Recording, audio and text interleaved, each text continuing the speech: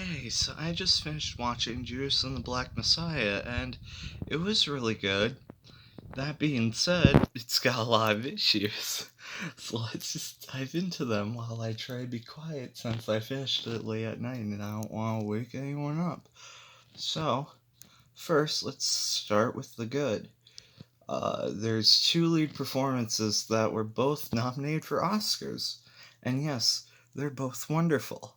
However, the three leads in the movie could have gone through more character development for sure, because I'm not sure whether I'm supposed to be rooting for any of them or rooting against them. I know in real life, it's hard to say if there aren't any good or bad guys because everyone's all morally gray and stuff. But generally, movies try to make people more black or white. Nah, that's a bad pun. Uh, people movies generally tend to make things more black or white, as in not the way you're thinking with this movie. I get the movie's racial, but let's try not to go that route. All right, as, as in the sense that they make things more good or evil. Like there's usually a good guy side and a bad guy side. Just simplify things, and of course they Hollywoodize like true stories, so they're not as true as they are in real life, which isn't the greatest, but whatever. So I wasn't sure when the movie was trying to make you sympathetic towards characters like Jesse Plemons behind scenes, where it's like, oh, he might actually be trying to help LaKeith Stanfield, whoever he's playing that was in real life. I don't remember the guy in real life what his name is. Anyways, it's just his boss getting in the way, and the fact that he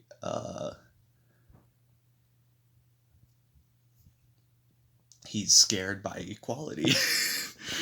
uh it's either that or he's just straight up a bad guy.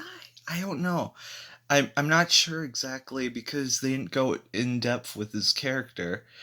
They went way more in depth with the two leads, which is good because I know more how to feel about them.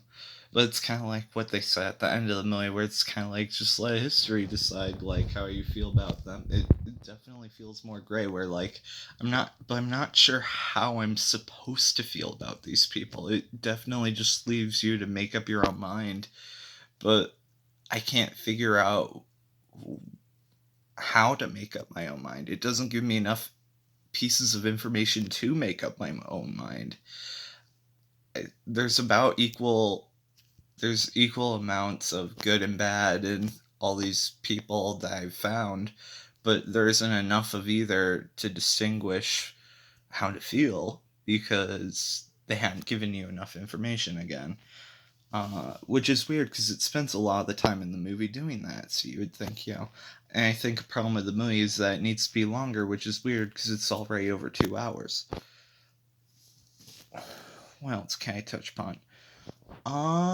The movie feels overly familiar. This isn't really a fault of the movie itself. With a true story, you don't want to stray too far from the truth, so you can't change the story and lie, because that's not good. So of course, the initial premise, while overly familiar, you have to stick to true story. But we've seen it 1,000 times. And then the presentation feels like Black Klansman, which, again, we've seen that presentation a million times this past decade. But this sort of premise is a very Reservoir Dogs meets The Last Temptation of Christ sort of thing. Only weirdly, the ending of this movie has a very. I'm gonna go into spoilers here. I guess I should give my score out of 10. It's an 8, I guess. It's a light 8. I could give it a 7.75. If I was feeling a little more harsh, just because it feels very forgettable and generic and bland, but, a lot of these biopic racially charged movies kind of do. but it's way better than Small Axe. I have to give it credit for doing that, you know. Anyway, so going into spoilers with the ending. What was I saying?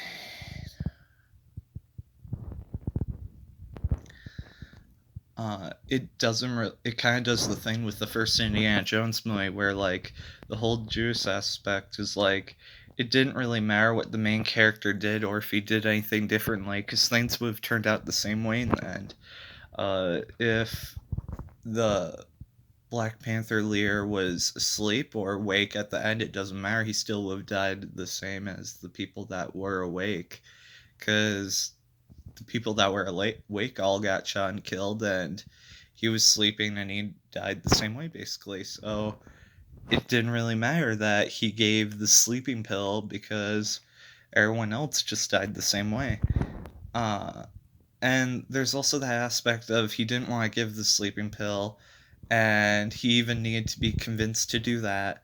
And if they wouldn't have gotten him, they would have just gotten someone else, probably someone more ruthless. Who knows? Basically, it doesn't really feel like that's the perfect allegory, the whole Judas thing. I don't feel comfortable with that title sort of thing. And yes, I'm sure he feels a lot of guilt about that as the ending leads on without spoiling the very ending. Uh, but because I don't want to spoil more than I have to for those that haven't seen the movie. Yeah. What else can I say? I think this is probably towards the end of the review. I'm glad that the movie had moments of humor and levity. I really liked LaKeith Stanfield's performance. It would have been perfect if he won an Oscar with that whole line about his character winning an Academy Award, because if that happened in real life, then like that line would have aged perfectly. Uh, and I thought was the better of the two performances, comparing him and Daniel Kaluuya. Uh, but both were really good performances.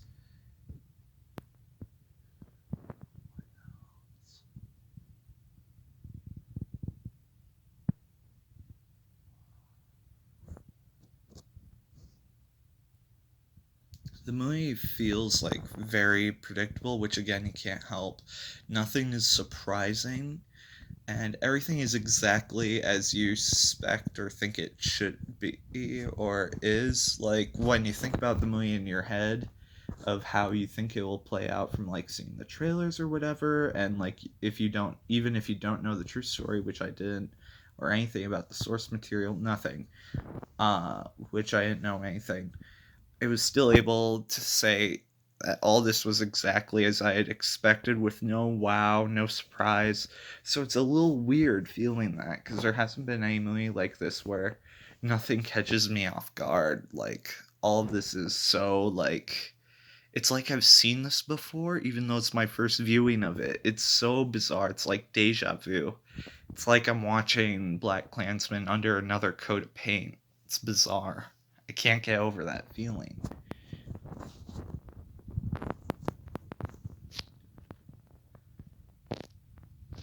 I'm glad that the movie had like humor and touching character drama, but I wish it went a little bit further with both to kind of get rid of that just blandness that perpetuates a lot of these movies that feel so like studio and corporate and samey when they try to do like these racial po- biopic dramas. Uh, because they all just feel exactly the same, and they all get so boring so quick, and they're all over long and all this stuff. And like just having a sense of humor and having drama that like really gets to you, that would make it really stand out. And this one has both, but only in small doses. But both are very welcome and help it stand out. Also, one last thing to end on. I swear, for some reason, we just keep always getting that cliche of like, not to get political, but the whole like white cops killing black people. That just keeps happening and like throughout history, and it's just like I wish there was some way to just, like, get them to stop, you know?